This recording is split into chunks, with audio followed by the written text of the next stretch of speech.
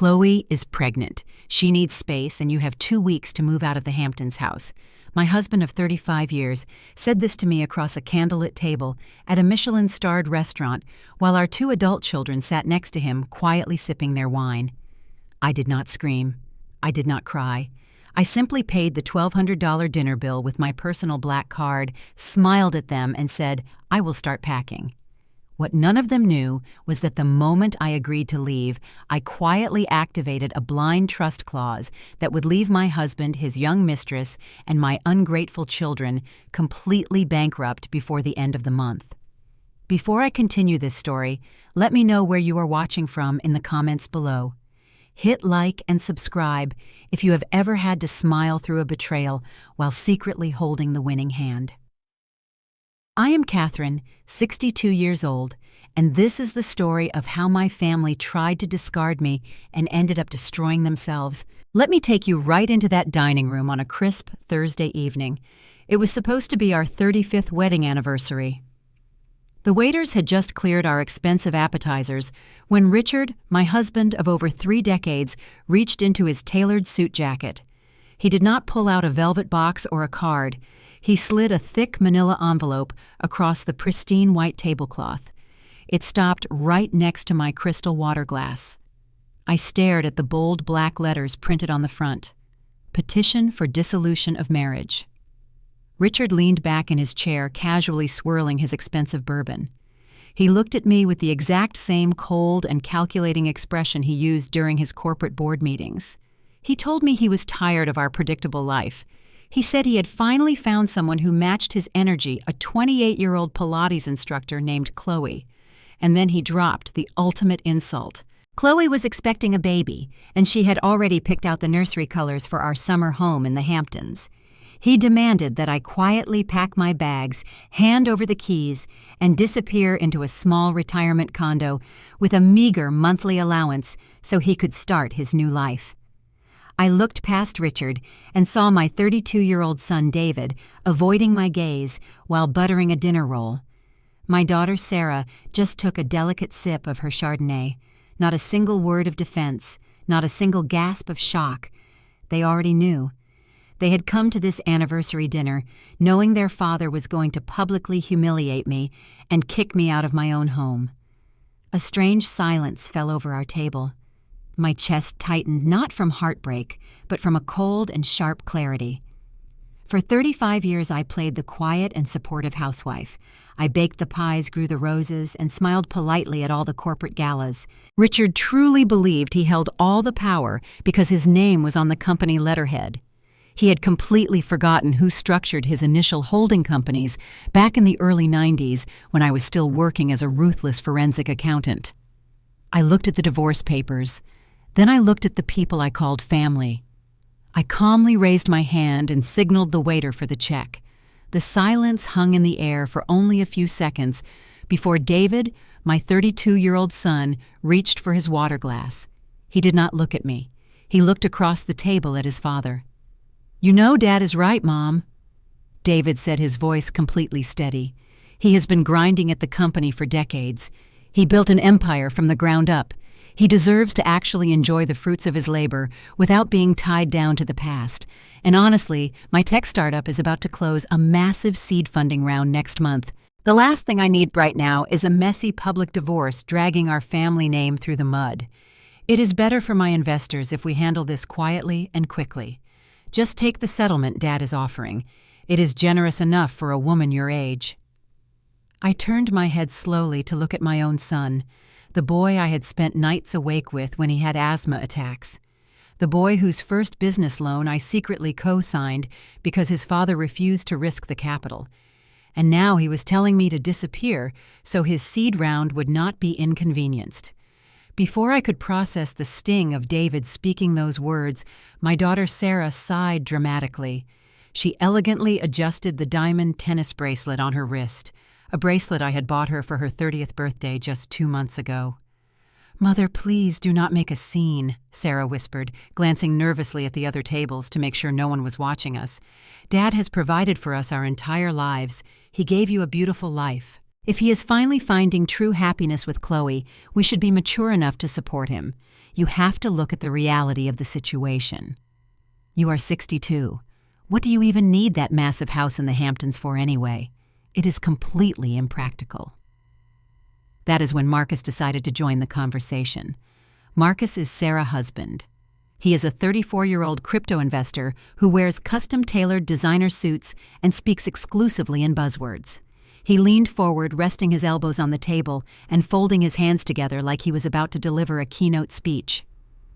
"Listen," Catherine Marcus said, using my first name instead of calling me Mom. "Let us look at this from a purely analytical perspective. Asset optimization is key here. That property in the Hamptons is a high-yield asset sitting completely dormant. It is a depreciating situation if it is not being utilized properly. You are getting older. Maintaining a 7-bedroom estate is going to become a severe liability for your physical and mental health. There is this incredibly premium retirement community opening up in Boca Raton. Full medical staff on call, aqua aerobics, bridge clubs, the works. It is exactly what you need at this stage of your life. Meanwhile, Sarah and I can move into the Hamptons house and assume the property taxes. It keeps the real estate in the family portfolio and maximizes its utility. It is just basic financial literacy, Catherine.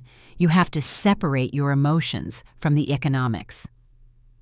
I sat perfectly still listening to this 34-year-old man explain basic financial literacy to me. He was wearing a $5,000 suit paid for by the trust fund I had established for his wife. He was lecturing me about asset optimization, completely unaware that the very chair he was sitting on, the luxury car he drove to this restaurant, and the business accounts he used to trade, his imaginary digital coins were all secured by a web of holding companies I had personally engineered before he was even in high school. They all stared at me. Richard, with his cold arrogance, David with his selfish impatience, Sarah with her shallow embarrassment, and Marcus with his insufferable condescension. They thought they were looking at a relic, a washed-up housewife who did not understand money and would easily fold under pressure. They thought they had cornered a sheep. They had no idea they had just locked themselves in a cage with the architect of their entire financial existence. I looked at Marcus. Then I looked at Sarah. Then at David. Finally, my eyes settled on Richard. Not a single tear formed in my eyes. My heart rate did not even increase. They were all waiting for the breakdown. They were waiting for the hysterical weeping of a discarded woman who had spent 35 years arranging throw pillows and baking casseroles. They wanted me to beg. But I did not beg. I simply folded my hands on my lap and observed them. It is fascinating what people will assume about you when you stay quiet. Richard looked so confident sitting there in his tailored suit. He honestly believed he was the architect of his own wealth. My mind drifted back to the winter of 1992. We were operating out of a cramped 2-bedroom apartment back then. Richard had just started his real estate firm and was drowning in debt. He was ready to file for bankruptcy. He was crying on our cheap sofa, terrified of losing everything. That was when I stepped in. Before I became the quiet housewife who tended his garden, I was a senior forensic accountant for one of the most ruthless firms in Manhattan. I spent my days tracing hidden offshore accounts and dismantling corporate frauds. I took his crumbling ledgers and I rebuilt his entire financial structure from the ground up. I created the holding companies. I set up the blind trusts. I drafted the impenetrable operating agreements that shielded his assets from creditors. I built the invisible fortress that he now thought he ruled alone. He had been the face of the company, sure. He shook the hands and signed the leases. But I was the ghost in the machinery, and ghosts do not leave fingerprints. For the past 3 decades, I had maintained those structures.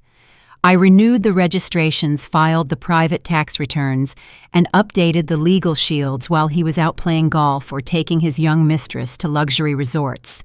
Not a single person sitting at this table knew that the paper trail of their entire wealthy existence led straight back to my personal computer. David thought his tech startup was funded by his father and his brilliant investments. Sarah thought her trust fund was an unbreakable gift. Marcus thought his crypto leverage was secured by a faceless corporate entity. They had no idea that I held the master keys to every single vault they relied on. I took a slow, deep breath, letting the scent of roasted duck and expensive wine fill my lungs. I looked down at the divorce papers again. Petition for dissolution of marriage. It was almost poetic. They wanted to dissolve my marriage, but they did not realize I was about to dissolve their reality. I thought about the young Pilates instructor, Chloe. She was probably sitting in her apartment right now, picking out expensive cribs on Richard credit card. A credit card that was issued through a subsidiary company where I was listed as the sole managing director. The sheer arrogance of these people astounded me. They had spent years underestimating my intelligence, confusing my patience with stupidity. They took my silence as a surrender. I watched Sarah adjust her posture, looking slightly bored with the whole situation. I watched David check his phone, completely detached from the fact that his mother was being exiled. I realized in that moment that I did not mourn the loss of this family. You cannot mourn people who only ever saw you as a stepping stone. They were parasites, feeding off a host they thought was dead. But I was very much alive. The forensic accountant inside me, the woman who could spot a single missing dollar in a sea of numbers, had simply been sleeping. And Richard had just rudely awakened her. Richard cleared his throat, pulling me back to the present. "Well, Catherine," he said, his tone laced with that familiar impatience, "I need an answer. Are we going to do this the easy way, or do I need to have my lawyers make things difficult for you?" He tapped his expensive watch. The watch I bought him for his 50th birthday, using funds from an account I still legally controlled. The waiter arrived at our table, holding a sleek, black leather folder. Richard reached for it automatically, still trying to play the role of the generous patriarch, making sure everyone saw him paying the bill. But I was faster. I placed my hand over the folder and pulled it quietly toward me. I opened my purse and took out my personal heavy metal black card. It was not a card Richard had given me. It was a card tied directly to the master holding corporation that I secretly controlled. I handed it to the waiter, who nodded respectfully and walked away. Richard frowned, looking slightly confused by the gesture. "You do not need to do that, Catherine," he said, trying to regain control of the narrative. "I am perfectly capable of paying for our anniversary dinner. I know you are Richard," I replied, my voice perfectly level. "But consider it a parting gift." David and Sarah exchanged a quick, nervous glance. Marcus shifted in his seat, suddenly looking less confident than he had a few minutes ago. They had all expected a massive fight. They had prepared for tears and anger and begging. They had armed themselves with logical arguments and cold financial advice to use against a hysterical older woman. They had absolutely no idea what to do with a woman who simply paid the bill. The waiter returned and handed me the receipt. I signed my name in neat, precise cursive. I stood up from the table and smoothed the front of my dress. I looked down at my husband of 35 years and the two incredibly selfish children we had raised together. I looked at the divorce papers still sitting next to my water glass. "Fine," I said, breaking the heavy silence. "I will move out. You can have the house, Richard. You can all have exactly what you asked for." I did not wait for their response. I turned and walked out of the elegant dining room, leaving them sitting there in stunned, absolute silence. They thought they had just won. They thought they had successfully pushed me out of my own life without a single drop of resistance. But as I stepped out of the restaurant and into the cool night air, I finally allowed myself to smile. I was not walking away from my family. I was walking away from the blast zone. And the countdown had already started. Cho BNTIL Nu Da Trang, Tai Chu NB Song PHN CNHS XM NHP, Thu C PHN Hai, CAK, CHBN Theo NU, CUCABN, ONVN NYC Vi T Hon Ton, Biang Tai Eng, Andi Ko Ong Bay, Trum Nam Mui, TDNT Chan THCS Tar TRNTT CNCAKTH Bay VSTN NHNC Aang I Chang Ang Chai NLTTCC SIMT Ench Chek CAK Catherine ki bmthm thuti pbng chiang phl thay vigotha. Ton b vnbnc lmsh kenjich aduqc bit cheng vi ttt vi t ton bcc con srhv lo ibd ubham cng cai voice cabncm tmnht bncth copy trc tip phnt eng diya vophnmm thu m. The sun was barely up the next morning when I started packing. I did not need 2 weeks. I only needed a few hours to gather my personal documents and the few items that actually mattered to me. I was carefully wrapping a small porcelain vase in the living room when I heard the heavy oak front door swing open. It was barely 8 in the morning.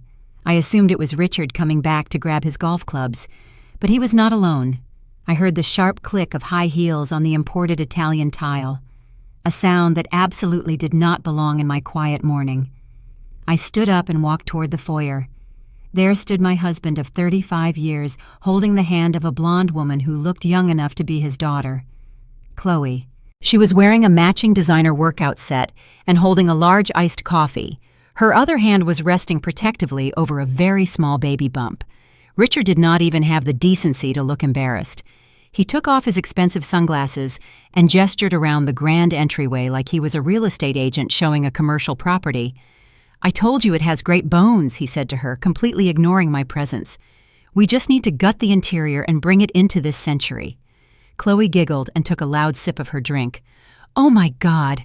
Richard, you were not kidding," she said, her voice pitched dangerously high and nasally. "It is so dark and depressing in here. It smells like old potpourri and sadness." I stood completely still, my hands resting casually inside the pockets of my gray cardigan. I watched this 28-year-old girl walk through my living room, trailing her manicured fingers across the mahogany credenza I had imported from France. She walked right past me without a single word of greeting. It was as if I was the hired help, standing invisible in the corner. A moment later, 2 men in heavy work boots walked through the open front door, carrying tape measures and clipboards. Richard had brought contractors. On day 1, while I was still legally living in the house. Chloe pointed her plastic coffee cup toward the large oil painting hanging above the marble fireplace. It was a custom landscape of the Tuscan countryside. I bought it during our 10th anniversary trip to Italy. "Get rid of that first," Chloe ordered the contractors sharply. "It is horribly dated. I want a massive custom mirror right there instead to open up the space, and rip out these heavy drapes. I need natural light for the nursery." Richard finally turned to look at me. His expression was completely bored. "Catherine," he sighed, crossing his arms over his chest, "I thought you would be further along by now. Chloe has an exclusive interior designer coming at noon to measure the master bedroom. You need to have all your clothes out of the walk-in closet before they get here. I do not want her getting stressed. It is bad for the baby. Any other woman might have screamed. Any other woman might have thrown the porcelain vase straight at his arrogant head. But I am not any other woman. I am a former forensic accountant. And in the world of high-stakes financial law, anger is absolutely useless. Evidence is everything." I slipped my right hand out of my pocket, holding my smartphone. I did not raise it. I kept it casually by my side, pointing toward the floor. But my thumb had already pressed the red circle on the voice recording application. "I am moving as fast as I can, Richard," I said, making my voice sound small and defeated. "I just need a little more time to sort through 35 years of memories." Chloe rolled her eyes dramatically. "Well, maybe you should hire some professional packers," she complained, tossing her hair over her shoulder. "We cannot halt our renovations just because you are feeling sentimental." Richard pulled her close and kissed her temple. "Do not worry, baby," he whispered loud enough for me and the hidden microphone to capture clearly. "Everything in this house is mine anyway. If she does not pack it by tomorrow, I will just have my guys throw her trash in a dumpster."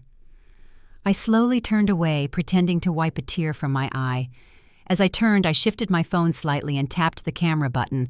No flash, no shutter sound. I took 3 crystal-clear photos of Richard holding his pregnant mistress in the middle of our living room while he openly declared his intention to destroy marital assets. They thought they were asserting dominance. They thought they were successfully pushing a weak older woman out the door. They did not realize they were cheerfully handing me the exact documentation I needed to trigger the infidelity and gross misconduct clauses of the irrevocable trust. I walked back to my cardboard boxes, smiling softly to myself. Go ahead and measure the walls, Chloe, I thought. Pick out the most expensive mirror you can find, because in exactly 29 days you will not even have a wall to hang it on. The sound of a roaring engine shattered the quiet of the morning. I was standing in the hallway holding a stack of photo albums when I looked out the large front window.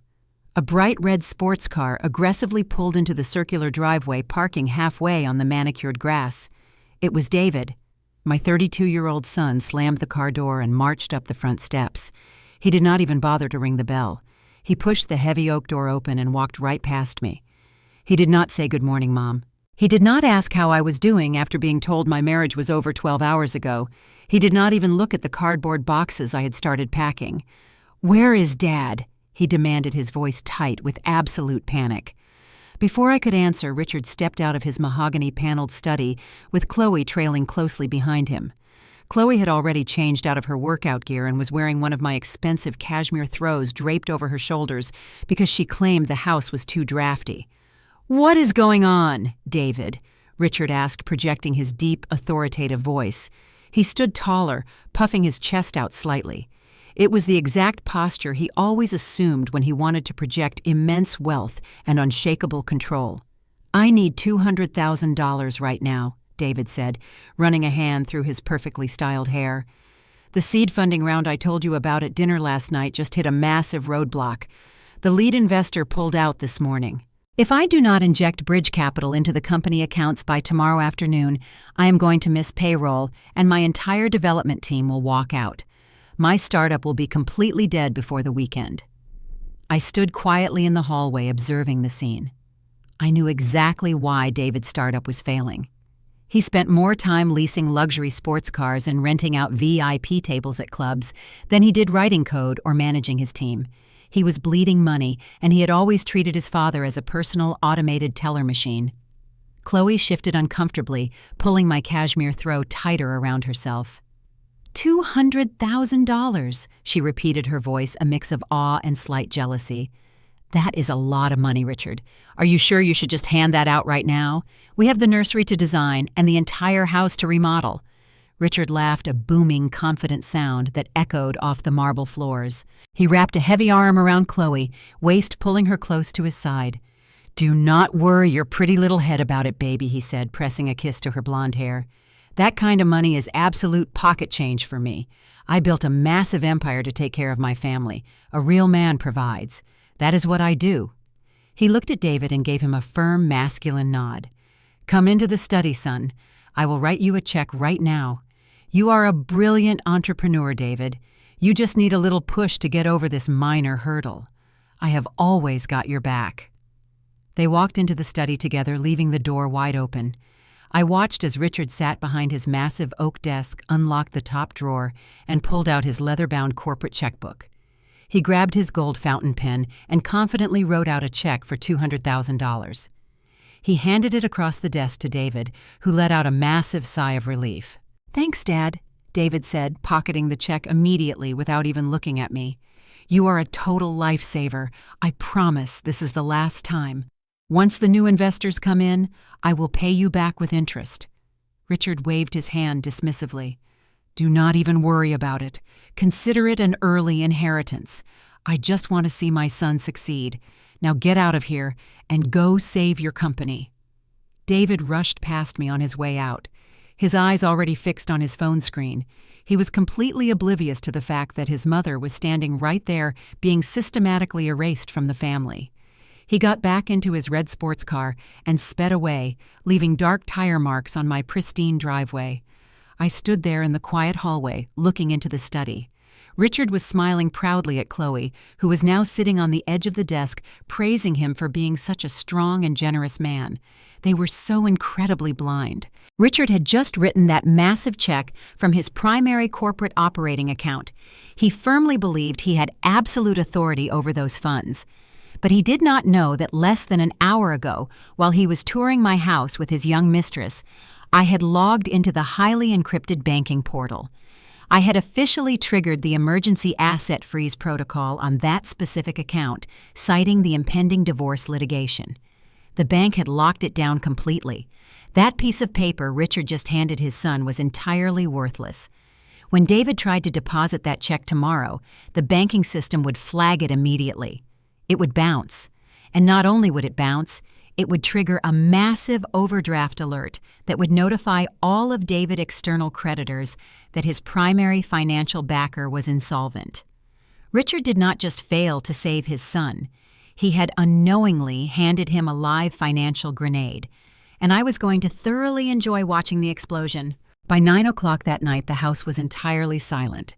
Richard had taken Chloe out to an expensive dinner to celebrate their new life together, and David was long gone, probably trying to figure out why his bridge loan had not cleared yet. I was sitting alone at the kitchen island drinking a cup of chamomile tea. The cardboard boxes I had packed earlier were stacked neatly by the door. I was exactly where they wanted me to be, quiet, compliant, and fading into the background. Then my phone vibrated against the cold marble countertop. It was an automated text message from my primary banking institution. I picked up the phone and read the notification. It said, "Urgent alert regarding your personal checking and platinum credit accounts. All outgoing transactions have been temporarily restricted due to a recent legal filing. Please contact your wealth management representative immediately." I did not gasp. I did not drop my teacup. I simply set the phone down and opened my laptop. I bypassed the standard customer service portal and logged directly into the secure back-end server using my legacy clearance credentials. It only took me 2 minutes to locate the specific legal hold placed on my Social Security number.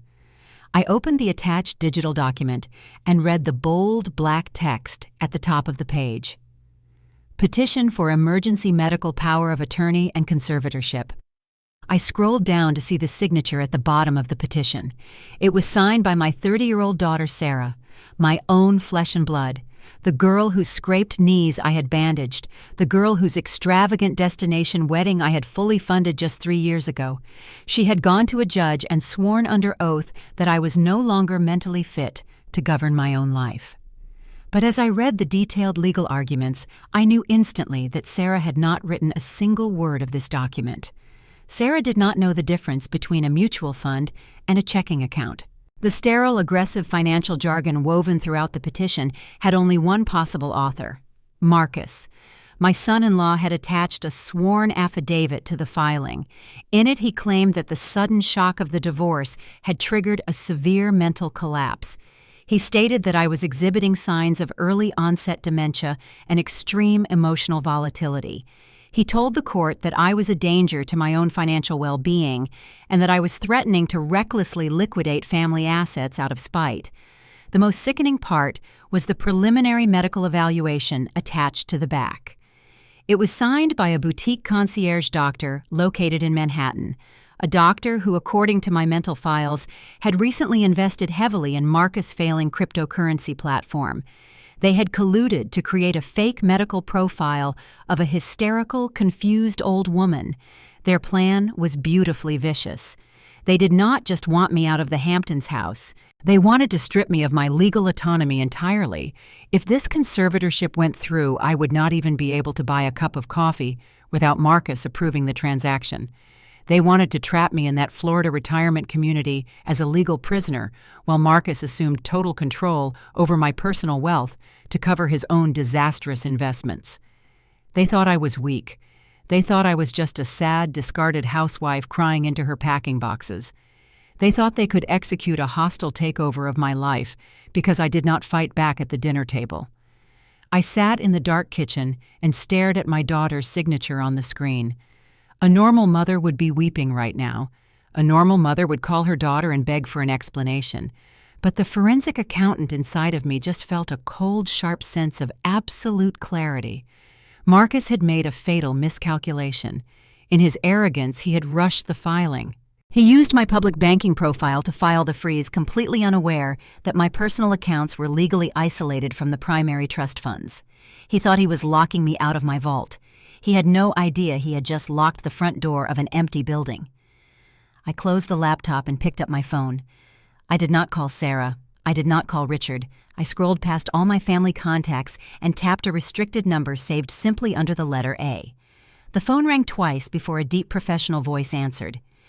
"Good evening, Catherine." "Hello, Anthony," I said, keeping my voice perfectly steady. "It seems my son-in-law has decided to play a game of legal chess.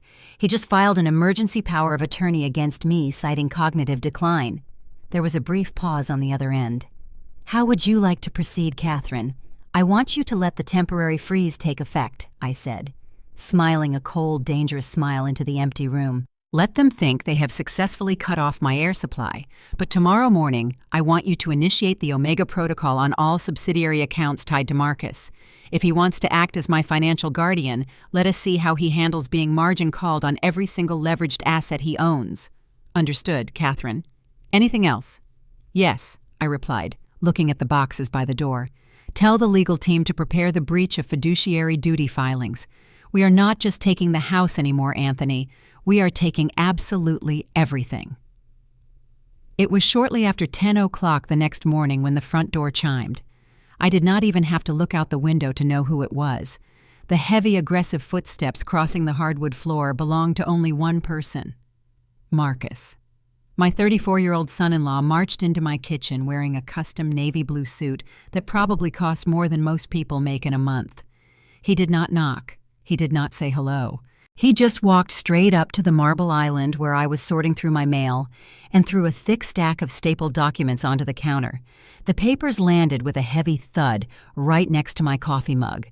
"I need you to sign these immediately, Catherine," he said, leaning forward and resting both his hands on the marble. He looked at me with that signature arrogant smirk he always wore, the one that said he was the smartest person in the room and everyone else was just lucky to breathe his air. I looked down at the documents. The bold letters across the top read, "Absolute assignment and transfer of retirement assets." I slowly looked back up at him, keeping my expression completely blank. "What is this, Marcus?" I asked, making my voice sound hesitant and slightly confused. He sighed loudly like a teacher dealing with a particularly slow toddler. "It is your financial lifeboat, Catherine," he said, standing up straight and adjusting his silk tie. "Let us be completely honest here. Richard is leaving you. He is going to tie up the primary estate in court for years. You are a 62-year-old woman who has not worked a real job since the early 90s. You do not understand how modern capital works. You are completely vulnerable to inflation and the collapse of traditional fiat currency. Your current retirement accounts are sitting in legacy systems making a pathetic 3% yield. It is financially irresponsible." He started pacing around my kitchen, waving his hands as he launched into his rehearsed pitch. "I am trying to protect you," he continued, his voice echoing off the high ceilings. "I run a highly sophisticated decentralized crypto hedge fund. We are utilizing advanced blockchain protocols to generate massive asymmetric returns. I am talking about algorithmic staking and high-frequency arbitrage, stuff that would make your traditional wealth manager completely spin out. I need you to sign over the management rights of your personal account to my firm. I will roll it into our liquidity pools and guarantee you a monthly dividend that will actually let you survive once Richard cuts you off." I watched him pace. He was using all the right buzzwords: blockchain, arbitrage, decentralized. He sounded exactly like every other alpha male podcast host, trying to convince the world that he had discovered the secret to infinite wealth. But I was not a gullible college student. I was a former forensic accountant. And as I watched him, I noticed the tiny details his expensive suit was trying to hide. There was a slight tremor in his left hand when he pointed at the documents. His pupils were slightly dilated, and there was a thin layer of sweat forming on his forehead despite my kitchen being perfectly air-conditioned. Marcus was not here to save me. Marcus was panicking. "You want me to hand over my entire retirement fund to your digital currency company?" I asked softly, wrapping both my hands around my warm coffee mug. "Is that not very risky, Marcus? I read in the news that those markets are very unstable right now." He stopped pacing and let out a harsh, mocking laugh. "The news," he sneered, shaking his head. "You are getting your financial literacy from daytime television, Catherine. That is exactly why you need me to take over. You are living in the past. You do not have the cognitive elasticity to comprehend Web3 economics. No offense, but you are an aging housewife going through a traumatic divorce. You are highly emotional and mathematically illiterate. If you try to manage your own money right now, you will be completely broke and living in a state-funded nursing home before you turn 70. He stepped closer to me, tapping his manicured index finger aggressively against the stack of papers. Just sign the transfer authorization, he demanded, dropping the fake concerned son-in-law routine. Sarah and I are already bending over backward to deal with the fallout of your failed marriage. The least you can do is let me secure your assets so you do not become a financial burden to us. I need you to understand the reality of your situation, Catherine, he said, leaning in close enough that I could smell his expensive cologne. You have spent your entire life hiding behind Richard. You baked cookies and arranged flowers while he went out and conquered the real world. But Richard is gone now. The safety net is gone. You are standing completely exposed in a brutal economic landscape. Do you even know what a smart contract is? Do you even know how to execute a peer-to-peer ledger transfer? Of course you do not. You probably still write paper checks at the grocery store. He crossed his arms over his chest, puffing himself up to look as large and intimidating as possible. Sarah is worried sick about you. He lied smoothly, not even blinking. She cried to me last night because she knows her mother cannot handle independent financial planning. That is why I am stepping in. As the man of the house, now that Richard has abdicated his responsibilities, it falls on me to optimize the family portfolio. I am giving you priority access to a private institutional tier investment vehicle. People beg me to manage their capital. I am doing this as a favor to my wife. I kept my eyes fixed on the marble counter. I had to bite the inside of my cheek to keep from smiling. It was truly a masterful performance of pure, unadulterated arrogance. He was attempting to bully his mother-in-law into funding his margin calls while simultaneously painting himself as the selfless hero of the family. He wanted me to feel stupid. He wanted me to feel utterly dependent on his masculine genius. But I knew the exact truth. I knew that the decentralized hedge fund he was bragging about was currently bleeding cash. I knew that his algorithmic staking was nothing more than a poorly disguised scam. And most importantly, I knew that if I signed those papers, he would immediately liquidate my retirement funds to cover the massive debt he owed to some very dangerous private lenders. Lenders that he did not realize were actually represented by a corporate shadow entity that I secretly controlled. I looked down at the dense paragraphs of legal text and numerical tables spread across my kitchen island. I let my shoulders drop slightly, and I raised my hands, allowing my fingers to tremble just a little bit. It was a subtle movement, but I knew a predator like Marcus would notice it immediately. "Oh, Marcus," I said, my voice soft and intentionally wavering. "I am so sorry, but I just do not understand all these complex numbers and charts. Everything you are saying sounds very impressive, but my eyes are simply not what they used to be. The font is so terribly small. Let me go upstairs and find my reading glasses before I try to read any of this." Marcus sighed loudly, shifting his weight from one foot to the other. His impatience was practically vibrating through his expensive custom suit. "You do not need to read the fine print, Catherine," he said, his tone dripping with condescension. "I already explained the mechanics to you. It is a standard custodial transfer. Just sign your name on the bottom line and let me handle the heavy lifting.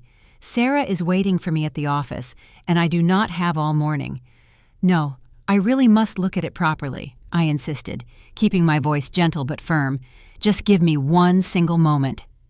I leaned over the cold marble counter, pretending to squint at the legal jargon, but the truth was my vision was perfectly clear. I did not need reading glasses. My eyes were the exact same eyes that used to spend 80 hours a week dissecting fraudulent corporate ledgers and offshore shell companies, and it only took me about 15 seconds to completely dismantle Marcus and his supposed financial genius. I scanned the routing numbers listed in the transfer destination clause.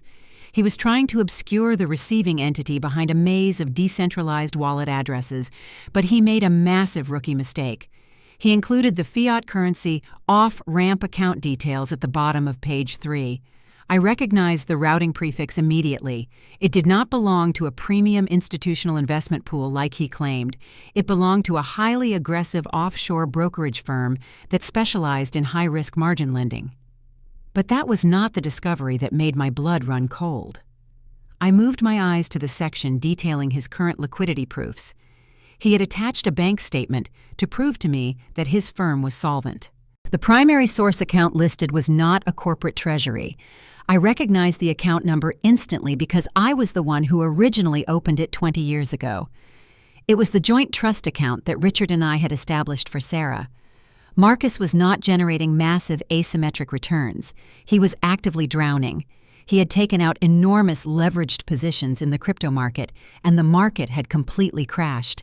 His private lenders were issuing aggressive margin calls, and he was desperately scrambling for cash to avoid defaulting. And the most sickening part was that he was quietly draining his own wife trust fund to pay his debts. He was stealing from Sarah, the very daughter who had betrayed me the night before, to save himself.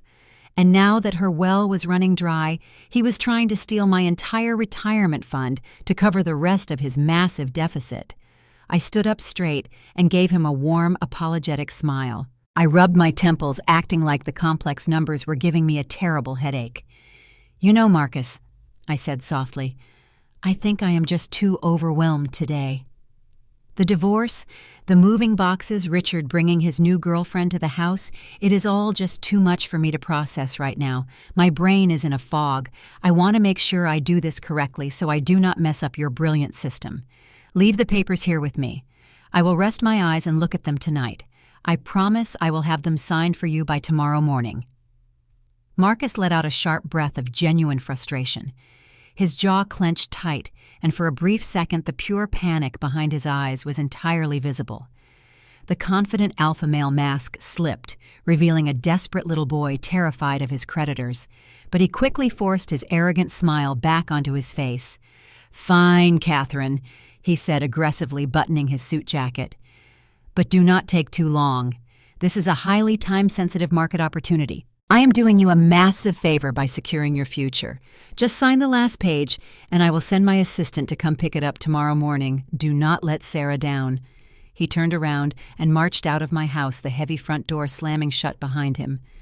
I stood alone in the quiet kitchen, looking at the fraudulent documents sitting on my counter. Marcus thought he had just intimidated a confused old lady. He thought he was walking away with millions of dollars in fresh capital to save his pathetic sinking ship. I reached out and picked up my teacup, taking a slow sip. He did not know that the offshore brokerage firm, aggressively calling his margins, was a subsidiary of a private equity group that I quietly managed.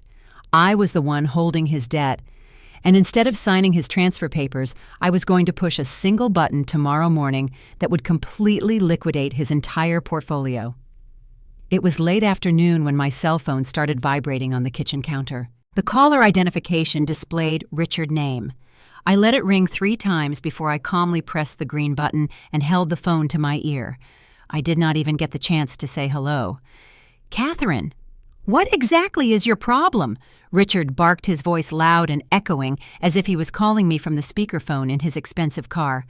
"Marcus just called me. He said you are refusing to sign the asset transfer documents. You are intentionally stalling the packing process, and now you are playing games with my son-in-law. I am losing my patience with you." I kept my breathing slow and steady. "I am not playing games, Richard," I replied softly. "I just needed some time to review the paperwork. It is a lot of legal terminology for me to digest all at once." "You do not need to digest anything," he snapped. "You need to do exactly what you are told. You have been a dependent in my house for over 3 decades. You do not understand business, and you certainly do not understand finance. I am trying to be generous here, Catherine. I am trying to give you a soft landing, but you are making this incredibly difficult." I stayed silent, letting his anger fill the empty space. He took my silence as submission and continued his rant. "Listen to me very carefully," he said, his tone dropping into a cold, dangerous threat. "We are done doing this your way. I am not going to let you drag this divorce out for months just to spite me and Chloe. We are having a mandatory family meeting this Saturday night at 8 o'clock sharp in the Hamptons house. David, Sarah, Marcus, and my lead corporate attorney will all be there." "And what exactly are we meeting about?" I asked, keeping my voice perfectly flat. "We are meeting to finalize the separation of assets," he stated with absolute arrogant certainty. My lawyer has drawn up a comprehensive relinquishment agreement. You are going to sign over your 50% equity stake in the primary real estate holding firm.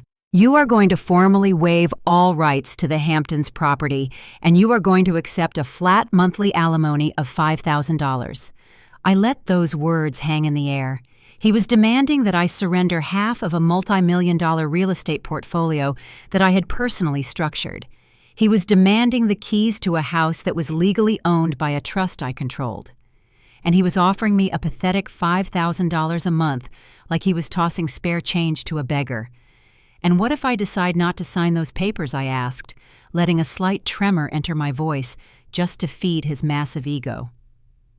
Richard let out a harsh, cruel laugh, the sound of a man who firmly believed he was an untouchable king. If you do not sign, Catherine, I will utterly destroy you. I will drag you through a litigation process so brutal and so expensive that you will not even be able to afford a studio apartment. You think you can fight me? I built this empire. I own the judges, I own the bank managers, and I own the narrative.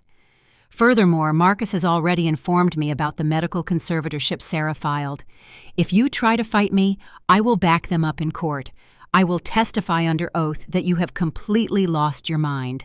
We will freeze every single penny you have access to.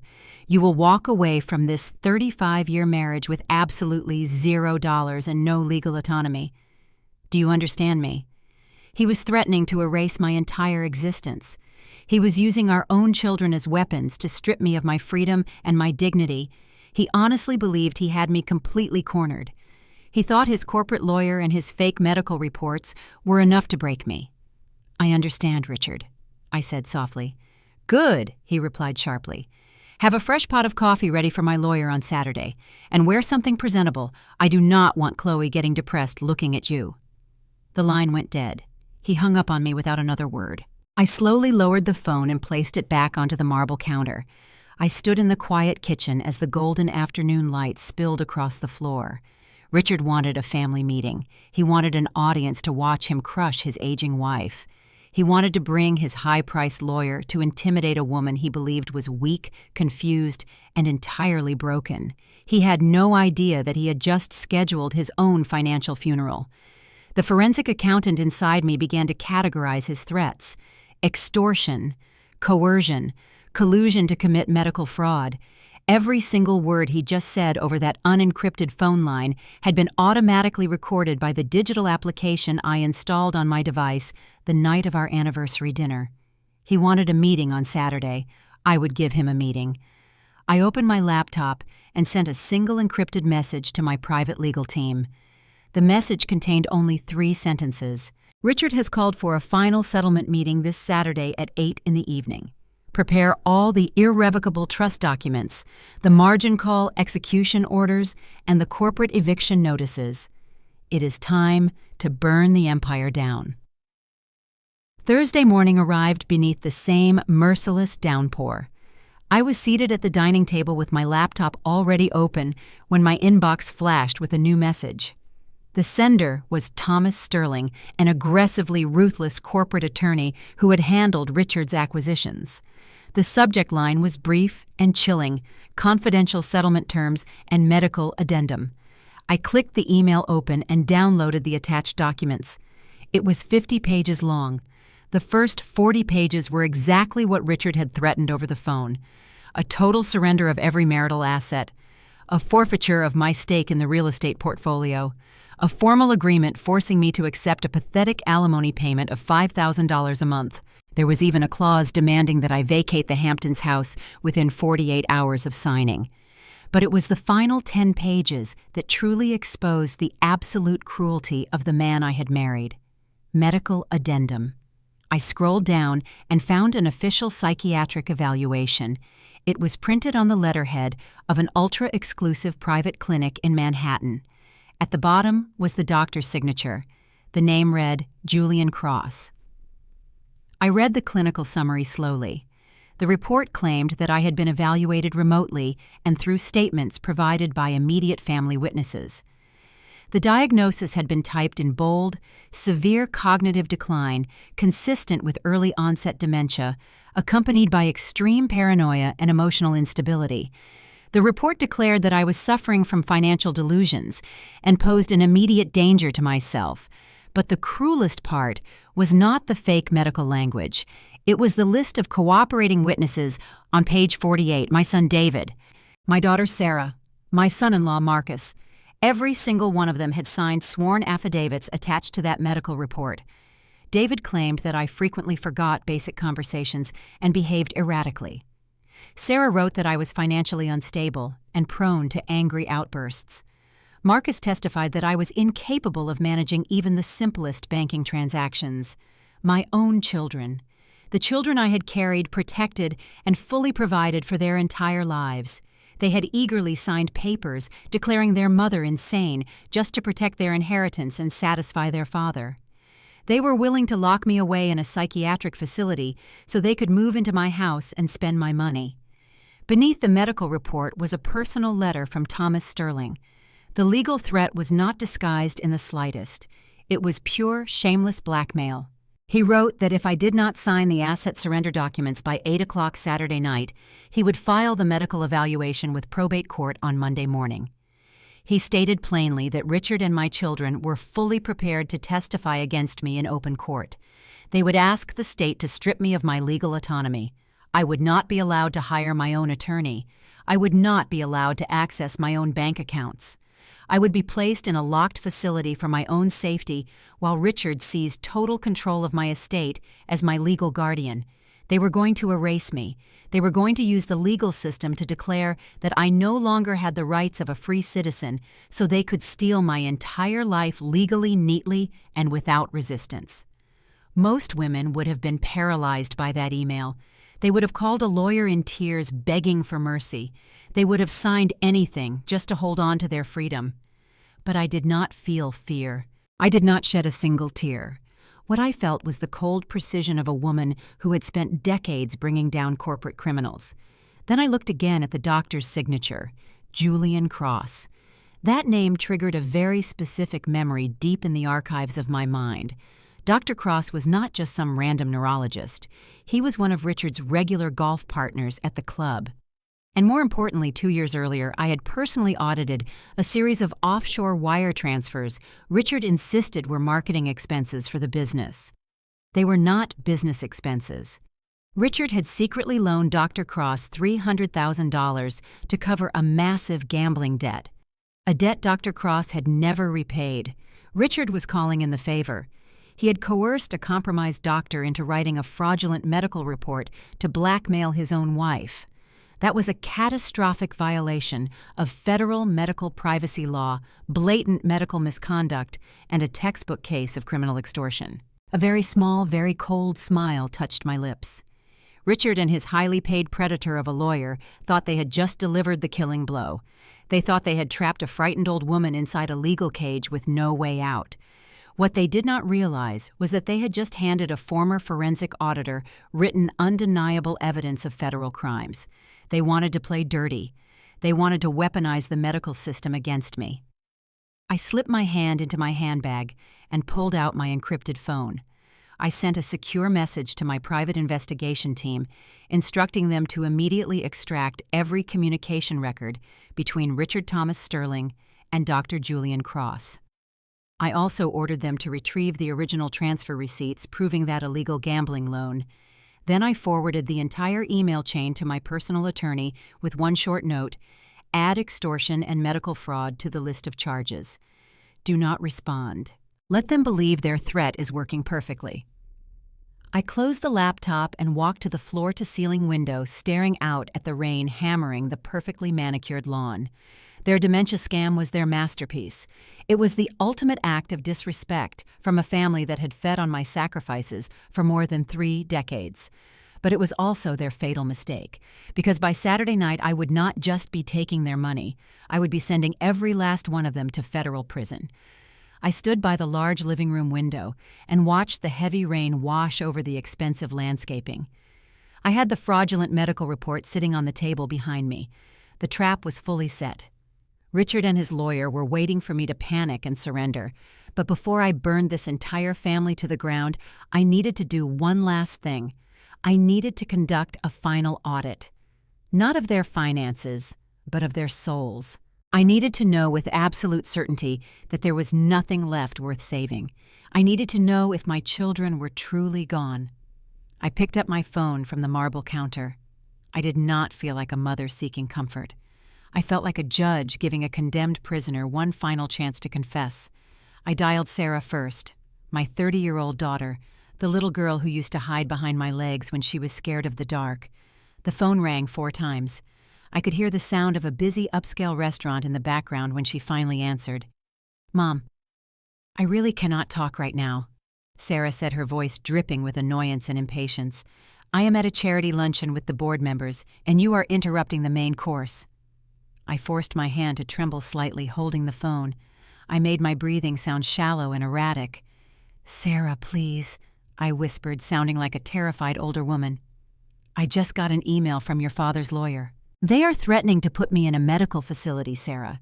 They have a doctor claiming I have dementia. They are trying to take away my rights, and they said you signed the papers. Please tell me you did not sign them. Please tell me this is a mistake."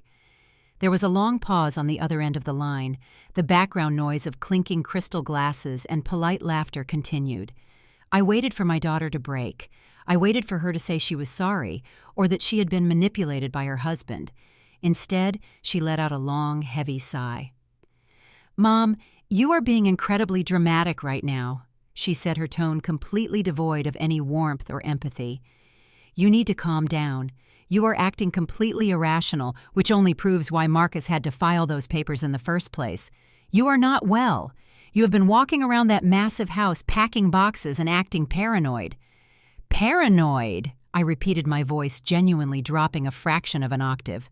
"Sarah, they are trying to lock me in a home and steal my assets. Nobody is stealing anything from you," Sarah snapped, speaking to me like I was a foolish child. "Marcus is just trying to protect the family portfolio. You are clearly experiencing cognitive decline due to the stress of the divorce. You do not understand how money works anymore. Just let Marcus take over the accounts. It is the best thing for everyone. If you just sign the settlement Dad is offering, we will not have to execute the medical conservatorship. Just be a good mother and stop making this so difficult for us. We just want peace." She wanted peace. She wanted to strip her mother of all human rights so she could continue drinking champagne at charity luncheons without feeling guilty.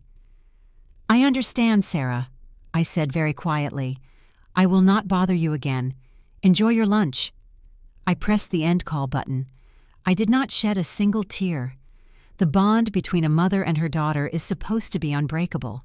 But Sarah had just taken a pair of golden scissors and cut it herself. She was no longer my child. She was just another corrupt asset on the ledger. I took a slow, deep breath and stared at the dark screen of my phone. There was one more test to conduct. I scrolled down to David's name, my 32-year-old son, the boy I had protected from his father's harsh expectations his entire life, the boy whose failing company I was secretly keeping afloat. I pressed call. He answered on the first ring, but he did not say hello. "What do you want?" he demanded. His voice was loud and frantic. I could hear the sound of a keyboard clacking aggressively in the background.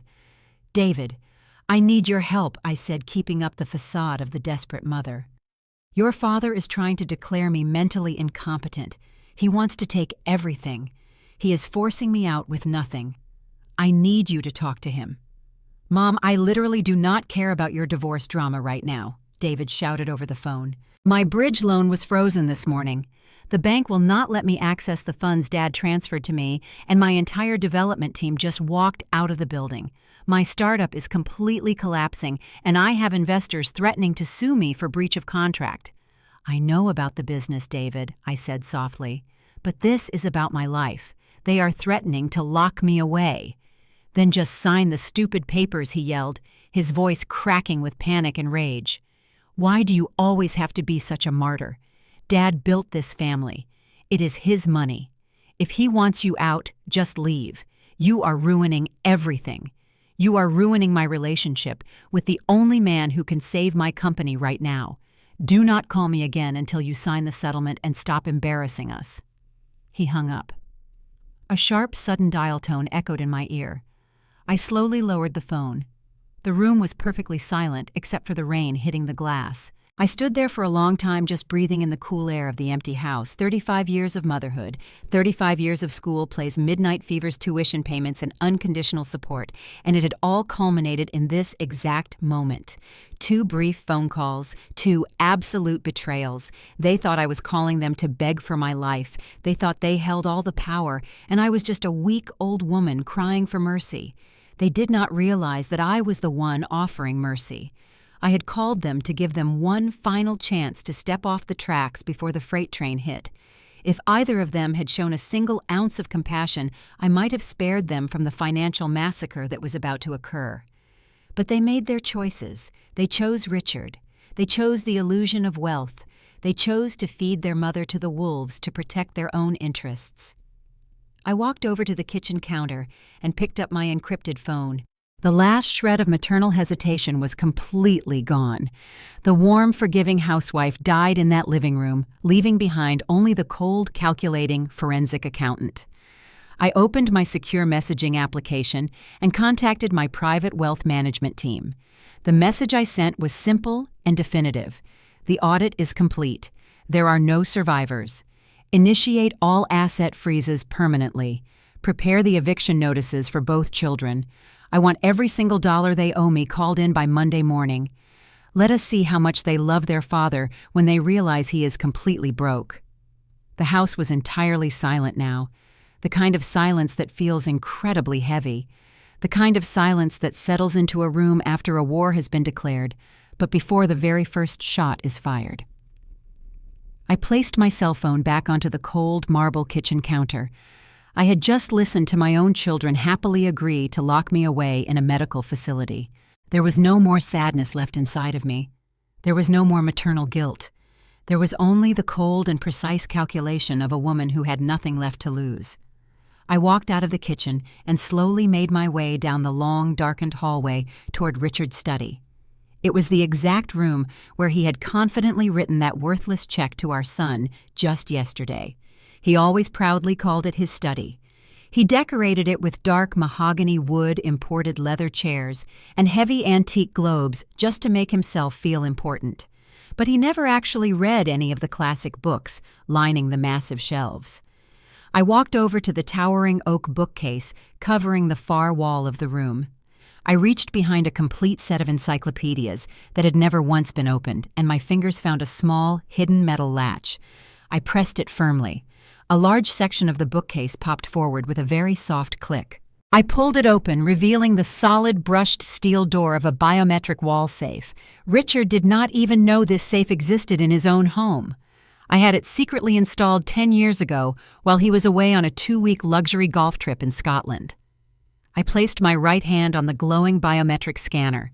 The small indicator light turned from red to green, and the heavy steel door swung open smoothly. Inside the safe, there was no expensive jewelry. There were no stacks of emergency cash. There were only weapons, financial weapons of mass destruction. I reached inside and pulled out a heavy black military-grade encrypted hard drive. Beside it was a thick stack of manila folders. Each folder was permanently sealed with a bright red official stamp from the Federal Financial Regulatory Agency.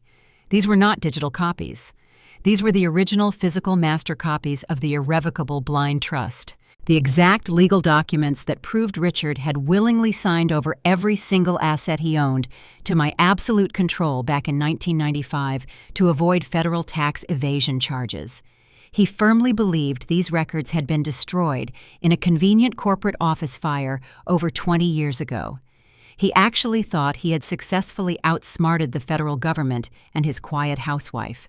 He had no idea that I had kept the originals waiting patiently in the dark for the exact day he finally decided to betray me. I carried the encrypted hard drive and the red stamped folders over to his massive executive desk. I sat down in his large leather chair. It felt surprisingly comfortable. I opened my personal laptop and connected the hard drive.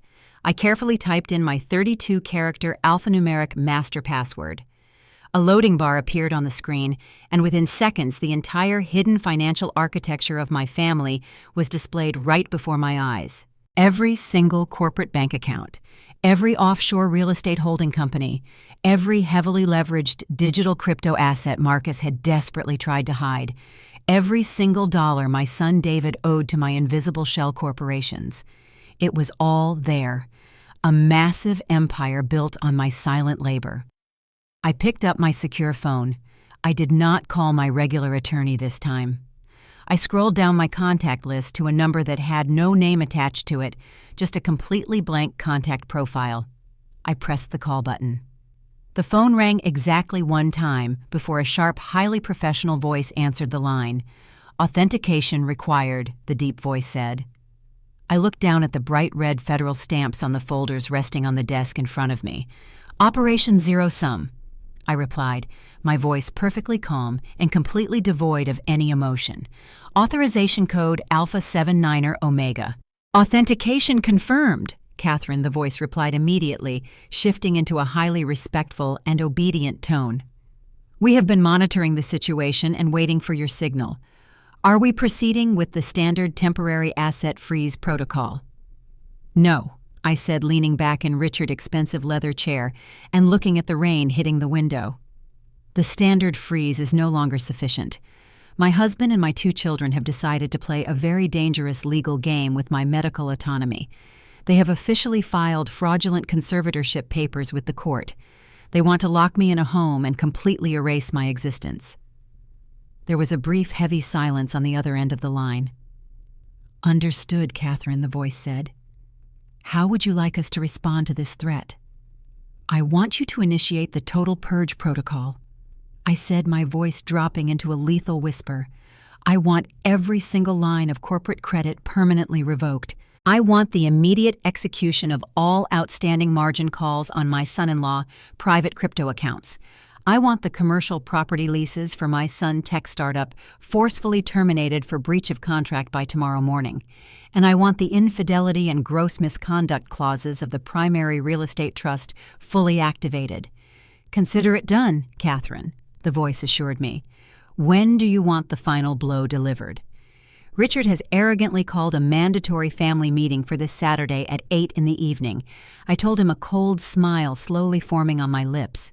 He is bringing his aggressive corporate lawyer to force me into signing a terrible settlement.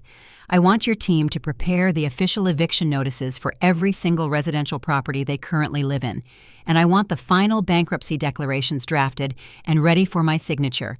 We will have absolutely everything prepared," the voice said. "They will not have a single penny left to their names by Sunday morning."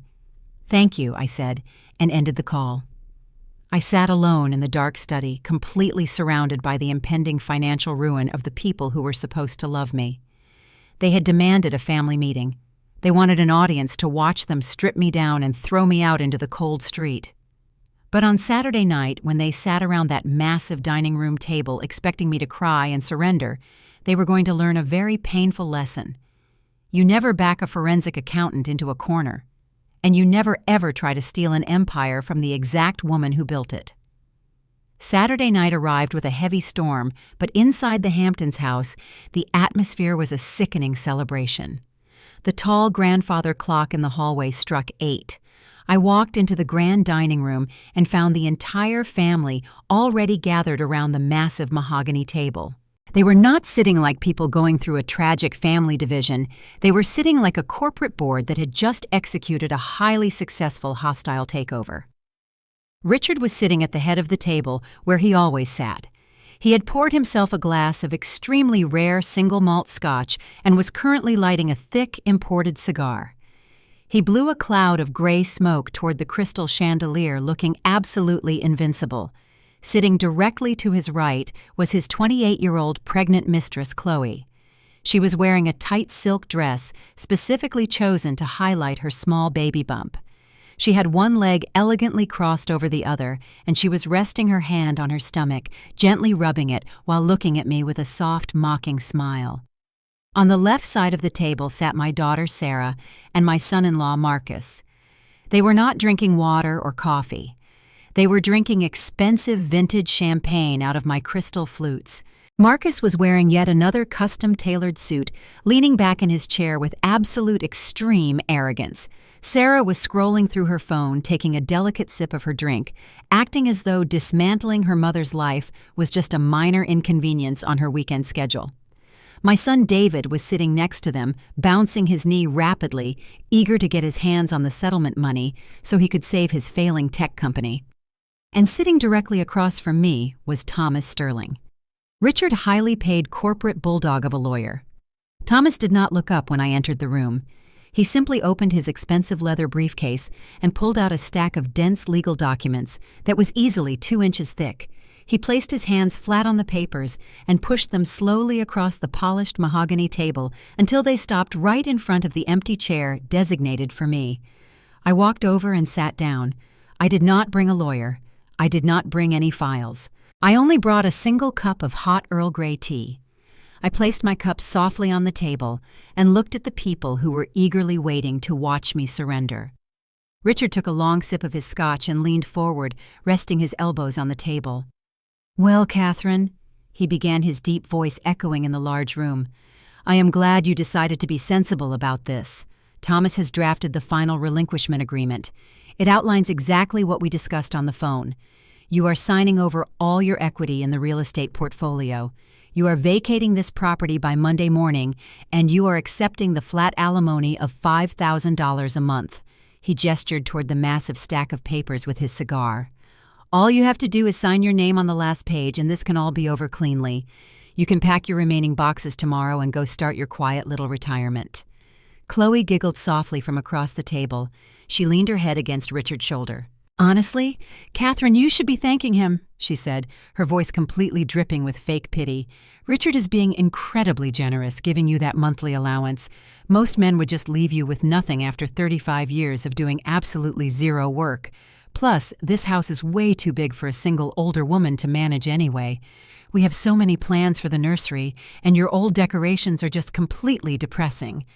I kept my hands folded quietly in my lap. I did not look at the papers. I looked at Marcus. My son-in-law took a slow, arrogant sip of his champagne. He set the crystal flute down and folded his hands together. "Let us not forget the alternative here," Catherine, Marcus said smoothly, completely adopting the role of the family financial guardian.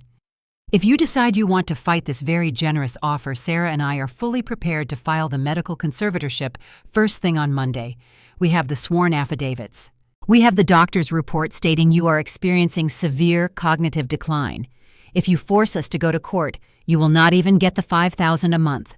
You will get a locked room in a state facility, and I will be given full legal authority to liquidate your personal assets anyway. It is basic logic.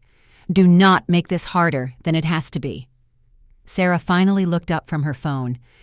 "Just sign the papers, Mom," she sighed, rolling her eyes as if my mere presence was exhausting her. "Everyone is tired of this drama. Dad wants to move on, and Marcus needs to stabilize the family accounts. You are just holding everyone back." They all stared at me. 5 pairs of eyes completely filled with greed, disrespect, and absolute entitlement. They were reveling in their perceived power. They thought they had perfectly backed a helpless older woman into an inescapable corner. They thought the thick stack of papers on the table was my death warrant. They had absolutely no idea that I had not come to this dining room to sign a surrender. I had come to attend an execution. Richard pushed his chair back and slowly stood up. He stood at the head of the massive mahogany table, looking down at me like a king addressing a peasant. He took a long drag from his thick cigar and blew the smoke directly across the table. He wanted to make a grand speech. He always loved the sound of his own voice, and tonight he had his perfect captive audience. For 35 years, Catherine, he began his tone dripping with absolute condescension. For 35 long years, I have carried the entire weight of this family on my back. I built a multi-million-dollar real estate empire completely from scratch. I worked the 80-hour weeks. I shook the hands. I negotiated the brutal corporate contracts. I shed my own blood, sweat, and tears to build a legacy. And what did you do exactly? You stayed home. You baked pies. You planted roses in the garden, and you hosted afternoon tea parties for the neighbors. He took a slow sip of his rare single malt scotch, savoring the taste, before continuing his absolute delusion. You have lived your entire adult life inside a soft, protected little bubble. You have never had to worry about a single mortgage payment. You have never had to look at an electric bill. You have worn expensive designer clothes and driven imported luxury cars simply because I allowed it. I provided everything for you. I gave you a life of absolute comfort while I fought the daily wars in the corporate trenches." Chloe smiled and gently stroked his arm, looking up at him with wide, adoring eyes. It only fueled his massive ego further. He puffed his chest out and pointed his cigar directly at me. "And now that I have finally found some personal happiness for myself," he said, gesturing toward his pregnant mistress, "you have the absolute audacity to act like a victim. You are sitting there pouting and refusing to sign the transfer papers for Marcus. You are intentionally stalling the divorce out of pure, bitter jealousy." "Well, I am completely done indulging your emotional tantrums, Catherine. It ends tonight." He walked slowly down the side of the table, stepping behind his highly paid corporate lawyer. Thomas Sterling kept his hands flat on the legal documents, not making a single sound. "You should be thanking me on your hands and knees." Richard continued, his voice growing much louder and far more aggressive. $5,000 a month is an incredibly generous settlement for a woman who has not contributed a single financial asset to this marriage in over 3 decades. Most successful men in my position would leave their aging wives with absolutely zero. They would let their legal teams completely bleed them dry until they were forced to live in a miserable tiny apartment. But I am an honorable man. I am a generous provider. I am giving you a soft landing because I pity you. I sat perfectly still, looking up at the man who honestly believed his own magnificent lies. He had repeated this narrative for so long that it became his absolute reality. He truly believed he was the sole architect of his incredible wealth. "So here is how this is going to work," Richard commanded, slamming his open hand down on the polished wood table to emphasize his absolute authority. "You are going to pick up a pen right now. You are going to sign the relinquishment agreement. You are going to formally waive your rights to the Hamptons estate, and you are going to accept the monthly alimony. You are going to pack your bags and leave this property quietly. Because if you refuse, Catherine, I will not hold back anymore." He leaned forward, resting his knuckles on the table, bringing his face closer to mine. "If you try to fight me, I will let Thomas completely destroy you in a public courtroom. I will use the medical evaluations to prove you are mentally unfit to govern your own life. I will freeze every single bank account associated with your name. You will lose your freedom, your dignity, and every single penny you think you are entitled to. I built this empire, Catherine, and I can easily erase you from it. Now stop being a foolish old woman and sign the papers." Richard finished his grand speech and stood there breathing heavily, his chest puffed out with false pride. He waited for the tears. He waited for the trembling hands and the quiet sobbing of a broken woman. Everyone at the table was watching me with that same hungry expectation. Chloe was smirking. Sarah was checking her manicure. Marcus was taking another slow sip of champagne. David was tapping his foot impatiently. And the corporate lawyer Thomas Sterling simply tapped an expensive gold pen against the table, waiting for me to reach out and take it. The silence in the dining room stretched out for 10 seconds, then 20 seconds. Outside, the heavy rain lashed against the large glass windows, sounding like handfuls of gravel being thrown against the house. But inside, the tension was so thick it was suffocating. I did not reach for the gold pen. I did not look down at my lap in shame. Instead, I slowly reached out and picked up my porcelain cup of Earl Grey tea. The cup did not rattle against the saucer. My hand was perfectly steady. I brought the warm rim to my lips and took a slow, measured sip. I swallowed quietly, enjoying the rich flavor of the bergamot. I set the cup back down on the saucer with a soft clink that echoed sharply in the completely silent room. Richard frowned. His confident posture faltered just a fraction of an inch. He was a man who relied on intimidation, and my complete lack of fear was confusing him. "Catherine," he said, his voice slightly lower now, "did you hear a single word I just said? Pick up the pen and sign the document."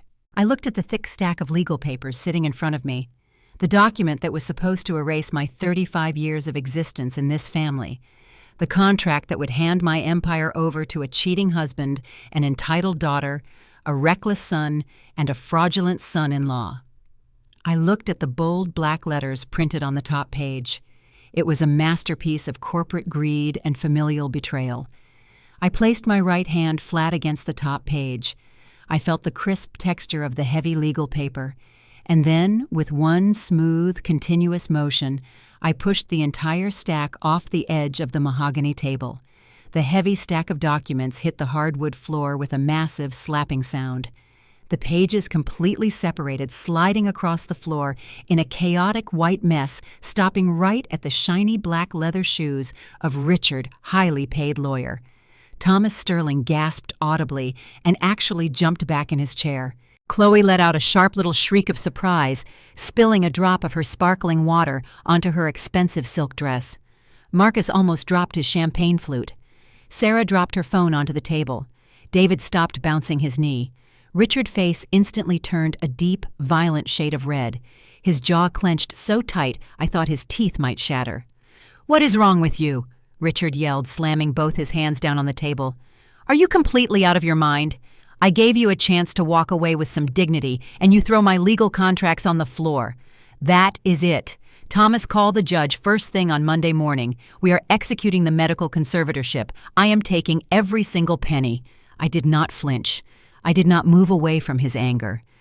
I slowly raised my head and looked directly into Richard's eyes. The warm, patient gaze of the supportive housewife was completely gone. I let him see the cold, calculating eyes of the forensic accountant, the woman who had quietly held the master keys to his entire life for 3 decades. The atmosphere in the room shifted instantly. The temperature seemed to drop 10 degrees. The smug smiles vanished from the faces of my children. Marcus sat up completely straight, suddenly looking very nervous. They had never seen this version of me before.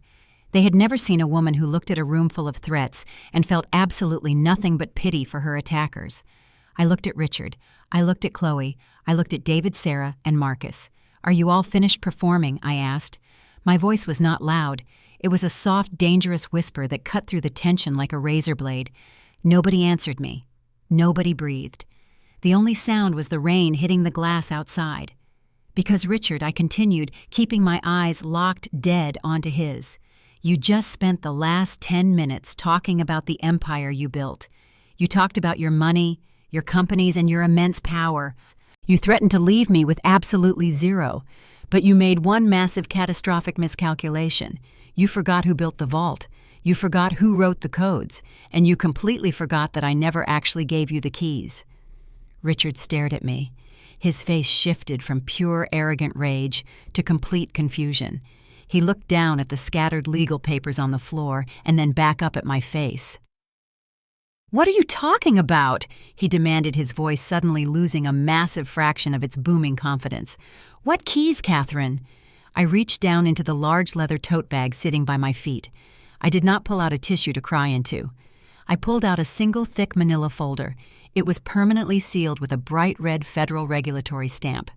I placed it gently onto the polished mahogany table, right where his fraudulent settlement agreement had been sitting just a minute ago. "I think we need to take a quick trip down memory lane, Richard," I said, my voice perfectly steady and completely clear. "Let us go back 30 years. Let us go back to 1995. You were facing a massive corporate bankruptcy.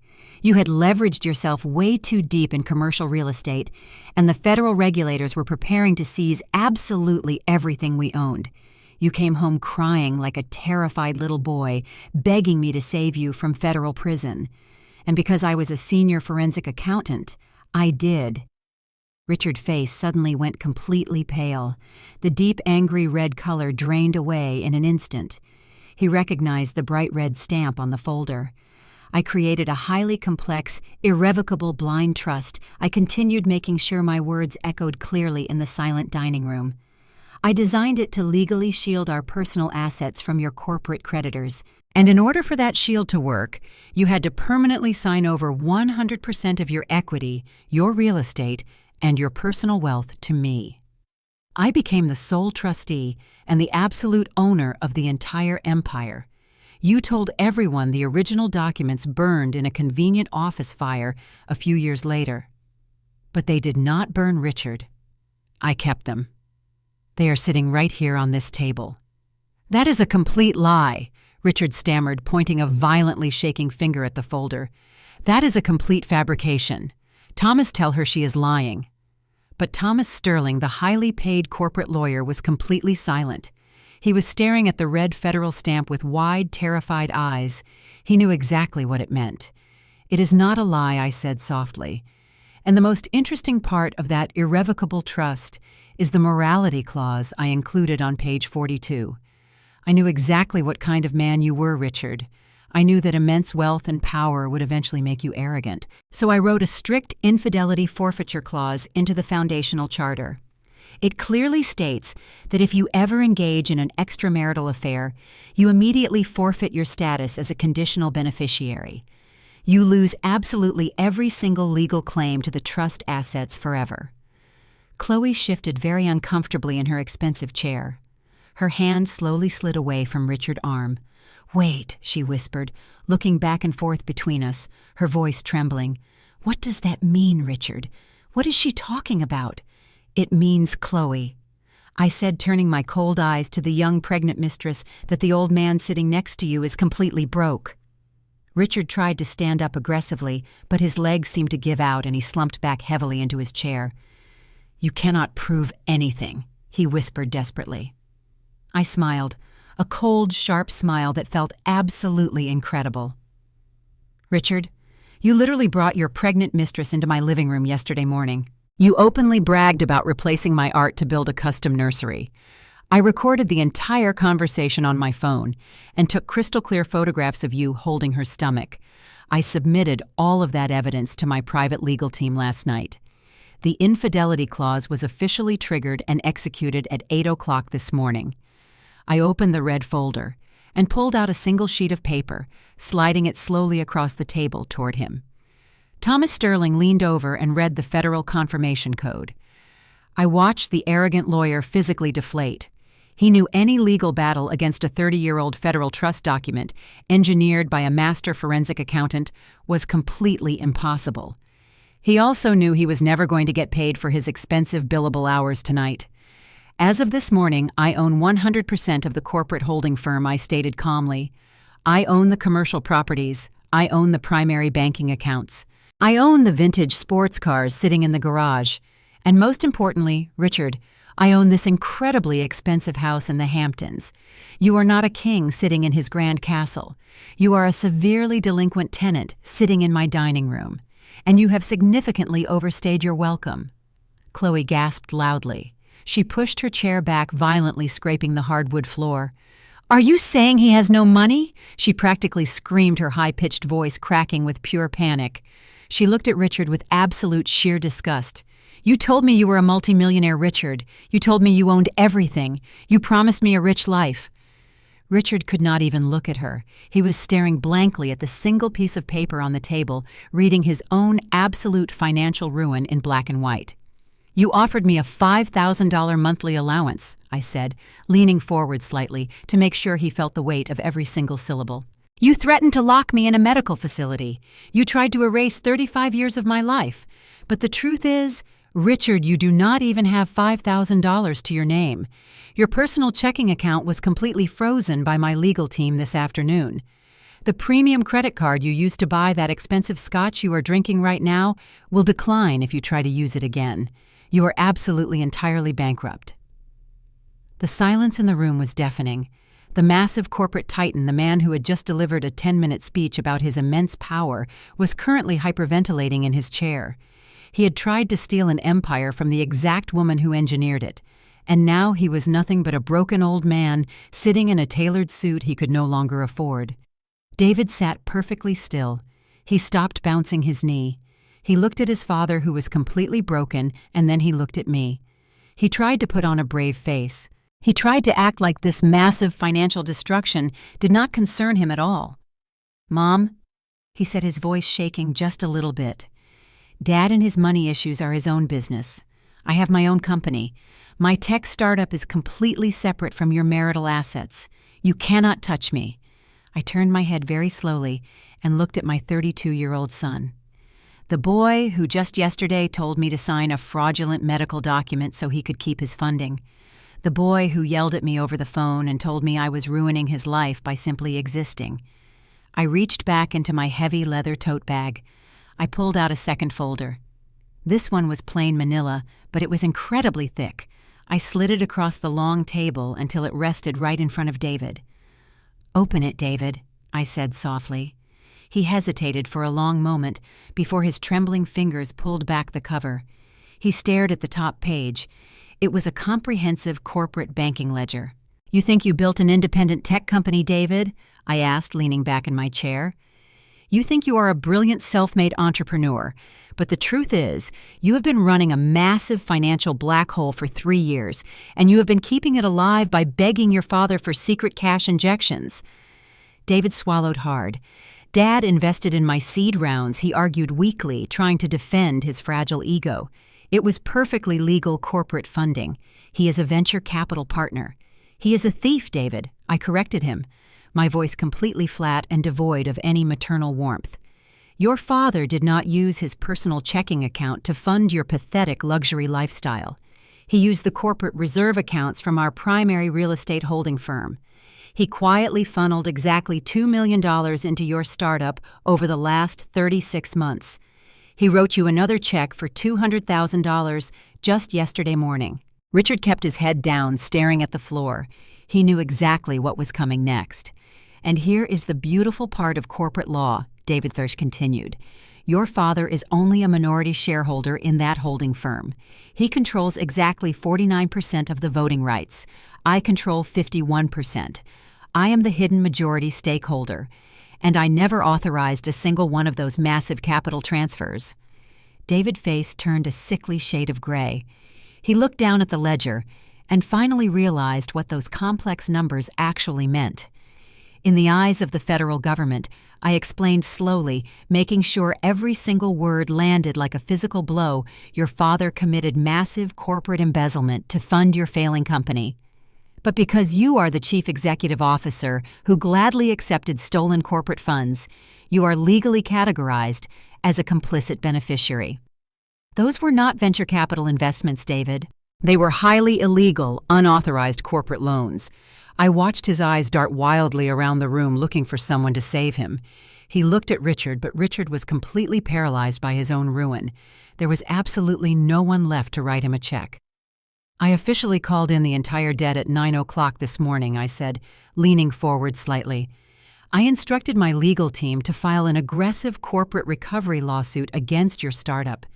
That is exactly why your bank accounts were completely frozen today. You do not just lack the bridge capital to pay your development team tomorrow. You personally owe my holding company $2 million payable immediately." "No," David whispered, his voice cracking with pure terror. "No, Mom, you cannot do that. You will completely bankrupt me. My private investors will sue me for fraud. I will go to federal prison."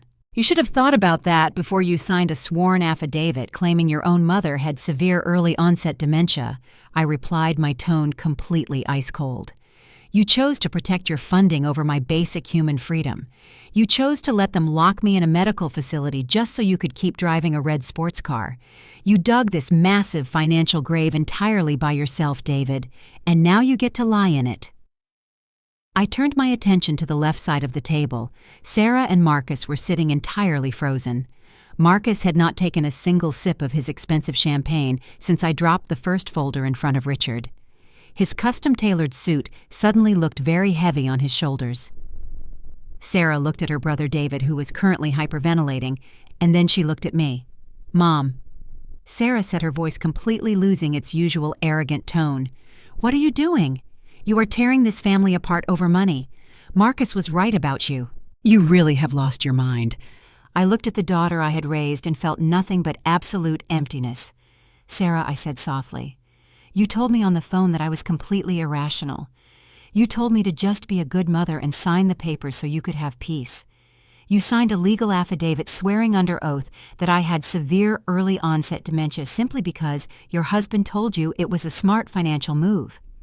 Sarah rolled her eyes and crossed her arms, trying to maintain her wealthy socialite posture. "I only did what Marcus said was necessary," she replied defensively. "You are obviously unstable, Mom. You are causing a massive scene." I reached into my heavy leather bag for the final time. I pulled out a third folder. It was thick and heavy. I did not slide it to Sarah. I slid it directly across the mahogany table until it touched Marcus' crystal champagne flute. Marcus, I said, keeping my voice low and completely steady. You came into my kitchen yesterday morning. You wore a $5,000 suit, and you treated me like a completely uneducated child. You threw a stack of transfer documents on my counter and demanded that I hand over my entire retirement fund to your decentralized crypto hedge fund. You told me I did not have the cognitive capacity to understand modern finance. Marcus stared at the folder. A single thick drop of sweat rolled down his forehead. He did not say a single word. I think it is time we discuss your brilliant financial strategies, Marcus, I continued. You love to use complex buzzwords. You love to talk about algorithmic staking and decentralized liquidity pools. You convinced my daughter to marry you by projecting massive wealth. You told everyone at the country club that you were generating incredible asymmetric returns. But the reality is you are nothing but a terribly undisciplined gambler. Sarah looked at her husband. Marcus, what is she talking about? Sarah asked, her voice rising in panic. Tell her, Marcus, I said softly. Tell your wife how you desperately tried to cover your massive margin calls. Tell her how you secretly drained her entire joint trust account to pay your private offshore lenders. Sarah gasped loudly. She grabbed Marcus' arm, but he pulled away, staring blankly at the table. You drained my trust fund, Sarah screamed, hitting his shoulder. My dad set that money up for me. You told me you were simply moving it to a higher yield institutional account. He did not move it to a higher yield account, Sarah, I explained calmly. He burned it completely to the ground. He took massive leveraged positions on highly volatile digital assets, and the market completely wiped him out. But even after stealing his own wife trust fund, he was still massively in debt. That is exactly why he came to my kitchen. He wanted to steal my retirement money to pay off the rest of his extremely aggressive creditors. Marcus finally looked up. His eyes were completely bloodshot and darting around the room. It does not matter, he whispered, his voice cracking with pure desperation. My lenders gave me a brief extension. Once the market rebounds, I will make it all back. I have a massive credit line with a private offshore brokerage. You do not understand how these leverage cycles work, Catherine. I smiled. It was the absolute coldest smile I had ever given anyone in my entire life. I understand leverage cycles perfectly well, Marcus, I replied, and I am very familiar with the private offshore brokerage you are talking about. You see, when you operate in the dark, unregulated corners of digital finance, you rarely know who is actually sitting on the other side of your smart contracts. You assumed you were borrowing millions of dollars from a faceless international syndicate. You thought you were so much smarter than the traditional banking system. I leaned forward slightly, placing both of my hands flat on the table. I own that brokerage, Marcus, I said. Marcus stopped breathing. The color completely vanished from his face. He looked like a man who had just stepped off the edge of a very tall building and was currently waiting to hit the ground. The anonymous corporate entity that extended you all that massive margin credit is completely controlled by my private equity group, I explained carefully, ensuring every single word destroyed his massive ego. I am your institutional backer. I am your aggressive private lender. I own your entire massive mountain of debt. And because I hold all of your debt, I also hold the exclusive right to execute a full margin call at any given moment. I pointed at the thick folder sitting in front of his champagne flute. I printed out the final transaction logs, Marcus, I told him. You can look at the exact timestamp on the front page, 8 o'clock on Friday morning, the exact moment I pushed a single button and completely liquidated your entire portfolio. I seized every single digital asset you pledged as collateral. You do not have an extension, Marcus. You do not have a company. You do not have a single digital coin left to your name. You have been entirely bankrupt since yesterday morning. Sarah let out a horrific sobbing sound. She covered her face with both of her hands, crying uncontrollably as she finally realized her wealthy lifestyle was completely gone.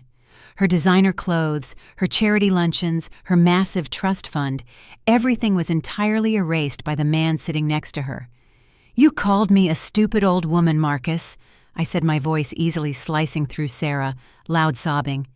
You brought fake medical documents into my house and tried to lock me in a state facility to cover up your massive financial crimes.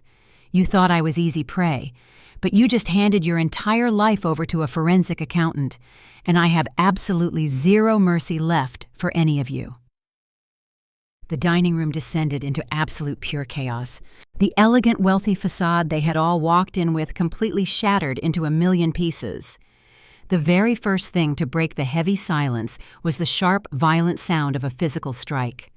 Sarah stood up and slapped Marcus across the face so hard that his custom champagne flute tipped over, spilling expensive alcohol all over the polished mahogany table. She did not say a single word to him. She just let out a guttural sob of pure rage and completely collapsed back into her chair, hiding her face in her hands. Marcus just stood there, rubbing his red cheek, looking completely hollowed out and entirely defeated. On the other side of the table, Chloe suddenly stood up. The sweet, innocent, pregnant mistress routine instantly vanished. She looked at Richard with an expression of pure, unfiltered disgust. "You lied to me!" she screamed, her voice shrill and echoing off the high ceilings. "You told me you owned the entire world, Richard. You told me I would never have to worry about money ever again. And now you are telling me you are a completely bankrupt fraud." She reached down and grabbed her expensive designer handbag off the floor. "I am not raising a child in a tiny apartment with a broke old man," she yelled.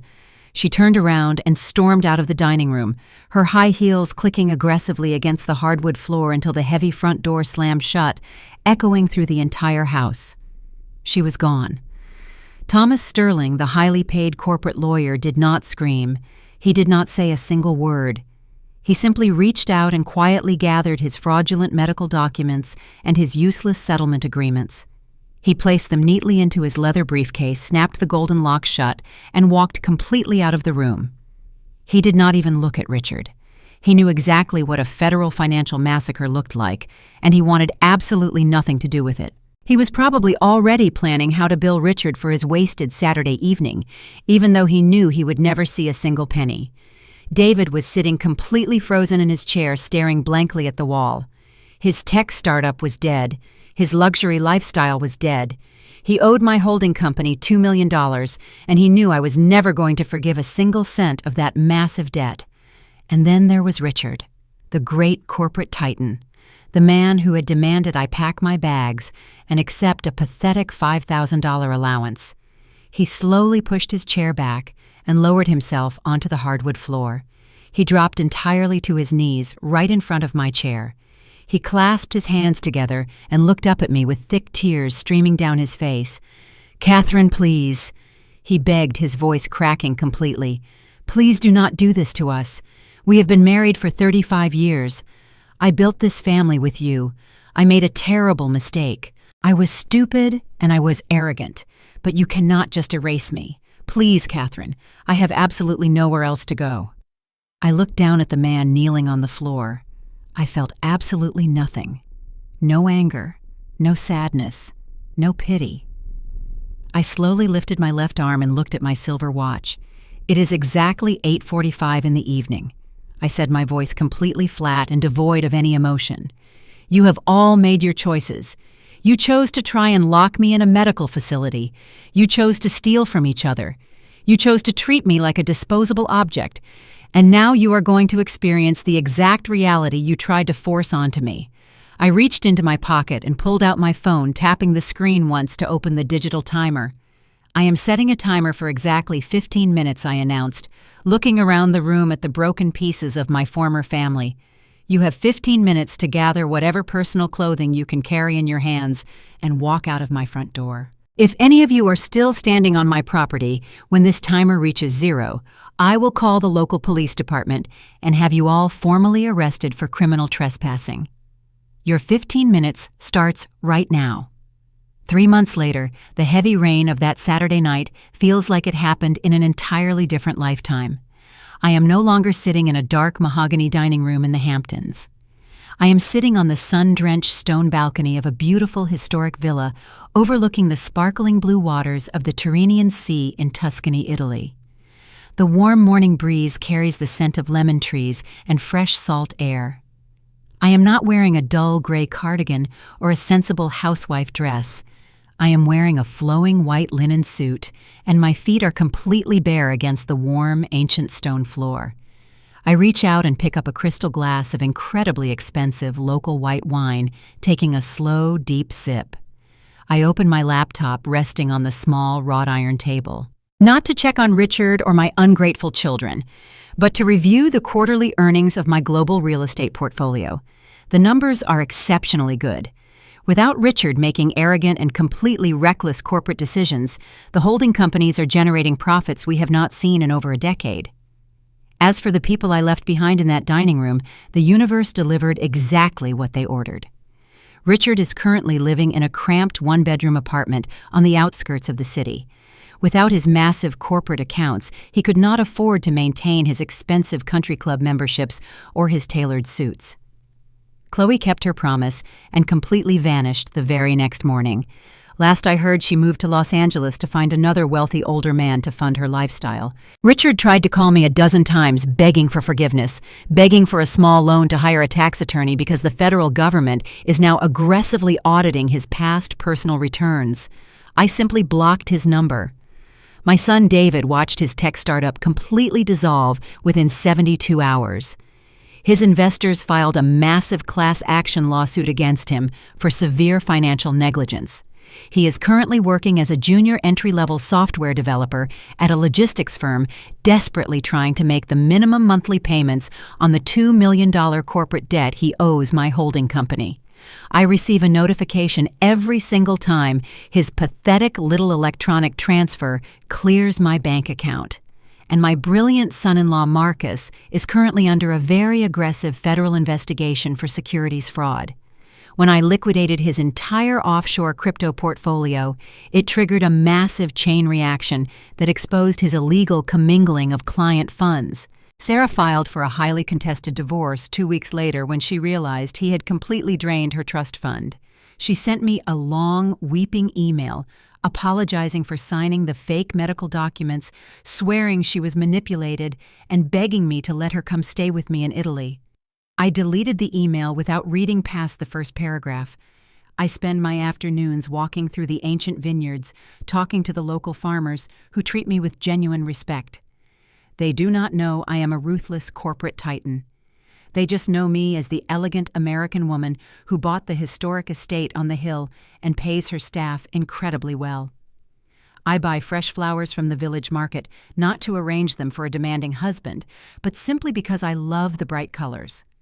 Sometimes I think about that massive house in the Hamptons, the house they all fought so viciously to steal from me. I sold it to a commercial developer 3 weeks after the eviction. They completely bulldozed the property to build a luxury wellness resort. Richard expensive mahogany study, Chloe imaginary custom nursery, the dining room where they tried to end my life. They are all just dirt and memories now. It was the perfect final closure. A local Italian housekeeper steps out onto the balcony, carrying a silver tray with fresh baked bread and local honey. "Good morning, signora," she says, with a warm, genuine smile. I smile back at her and thank her in fluent Italian, a language I spent the last 3 months learning simply because I finally have the absolute freedom to do whatever I want with my own time. For 35 years, I made myself incredibly small, so my family could feel massive. I swallowed my pride, I hid my brilliant forensic mind, and I played the role of the quiet, obedient mother because I thought that was what love required. But love does not require you to burn yourself alive to keep ungrateful people warm. I look out over the endless, sparkling ocean. I am 62 years old, and I have never felt more incredibly alive. My mind is sharp. My empire is secure, and my heart is completely at peace. The invisible matriarch, the underestimated boomer, the discarded housewife, they are all completely dead. In their place is a woman who finally remembered her own incredible power. I set my wine glass down on the stone railing and look out at the horizon where the blue of the sea meets the blue of the sky. The silence here is not lonely. It is the most beautiful sound I have ever heard because it is the sound of a woman who finally belongs to herself. For 35 years, my identity was defined by what I could do for other people. I was Richard wife. I was David and Sarah mother. I was the silent engine that kept the family machine running while everyone else took the credit. I spent decades making myself small so they could feel large. I thought that was what being a good woman meant. I thought that if I gave everything I had, they would eventually see my worth and love me for it. But the hard truth I learned in that dining room in the Hamptons is that some people will never see your worth because they are too busy looking for ways to use it. They do not want a mother or a wife. They want a convenience. They want a safety net that they can step on whenever they need to reach higher. If you are listening to my voice right now and you are in your 50s, your 60s, or your 70s, I want you to look at your own hands. Think about everything those hands have built. Think about the meals you cooked, the fevers you soothed, the bills you managed, and the sacrifices you made while no one was watching. You are not a relic of the past. You are not a secondary character in your children's lives. You are the architect. You are the foundation. And you have every right to protect the empire you worked so hard to build. My story is not just about a divorce or a legal battle. It is a reminder that it is never too late to start your own second act. Do not let them convince you that your best years are behind you. Do not let them use your maternal love as a weapon to strip you of your financial security or your dignity. You owe it to yourself to be the lead character in your own story for once. If my journey has touched your heart, or if you have ever felt invisible in your own home, I want to hear from you. Please take a moment to leave a comment below. Tell me where you are watching from, and tell me one thing you are going to do this week to reclaim your own power. Have you ever had to set a boundary with ungrateful family members? Have you ever had to stand up for your own worth when everyone expected you to stay quiet? I read every single one of your comments, and your stories of strength inspire me every day. If you found value in this story, please hit the like button and subscribe to this channel. By doing so, you help us share these stories of justice and self-discovery with more women who might be feeling lost or underestimated right now. Click the notification bell so you never miss a new episode, because I have many more stories of receipts and redemption to share with you. Check the description below for links to other stories of women who chose themselves when no one else would. Remember, your money is your freedom, your boundaries are your protection, and your value is non-negotiable. Do not ever burn yourself out to keep ungrateful people warm. This is Catherine speaking to you from a beautiful balcony in Tuscany. Thank you for staying until the very end. It means more than you know. Take care of your heart and take care of your future. I will see you in the next story.